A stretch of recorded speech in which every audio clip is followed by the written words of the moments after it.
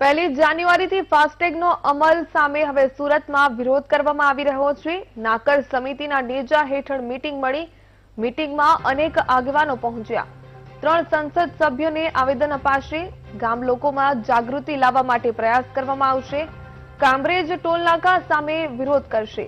FASTag મામલે નાકર સમિતિ કોર્ટમાં પણ જશે। તો ટોલ પ્લાઝા મનસ્વી રીતે કારભાર કરતું હોવાના પણ આક્ષેપો લાગ્યા છે।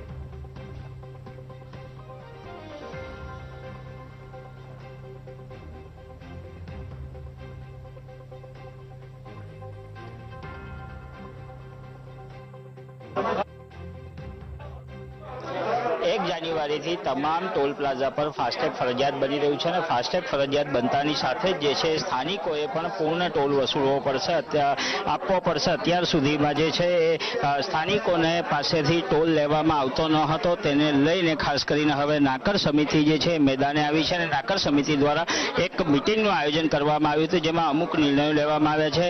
महत्वनी वात करवामां आवे तो आपणी साथे नाकर समितिना सदस्य जोडाया छे, एमनी साथे वात करीशुं।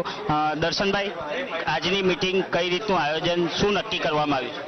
ખાસ કરીને 1લી તારીખથી ફાસ્ટેગનો જે અમલ કરવામાં આવે છે, અમે છેલ્લા 1 વર્ષથી લડતના મંડાણ તરીકે નાકર સમિતિ લડત ચલાવતી હતી।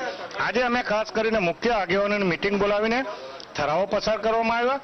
કાયદાકીય રીતે અને આંદોલનને રચનાત્મક રીતે કેવી રીતે, અહિંસક રીતે, બિન રાજકીય રીતે કેવી રીતે લડતને આગળ વધારવું, આવનારા દિવસોમાં સંસદ સભ્ય, ધારાસભ્ય, કોર્પોરેશન આ તમામને અમે આવેદનપત્ર આપીને એમને રજૂઆત કરીને કે ભાઈ આ લોકહિતનો પ્રશ્ન છે, નેશનલ હાઈવે ઓથોરિટીના જે ટોલ પ્લાઝા આપવામાં આવેલા છે એનો જે સ્થાનિકોને જે કરમુક્તિ આપવાની જોગવાઈ કરવામાં આવેલી છે એ દૂર થવી જોઈએ। અને ખાસ કરીને નોટિફિકેશનમાં જે 10 કિલોમીટરની અંદર ટોલ પ્લાઝા હોવાનો જોઈએ, આજે કઠોર અને સચિન પર શહેરી વિસ્તારમાં આવી ગયા છે, આ ટોલ નાકા નાબૂદ થવું જોઈએ। એ પ્રકારની લાગણી અને માંગણી આવનારા દિવસોમાં અમે કરનાર છીએ।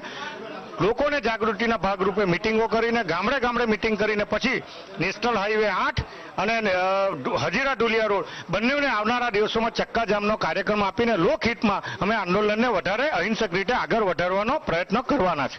ચોક્કસ આંદોલન આગળ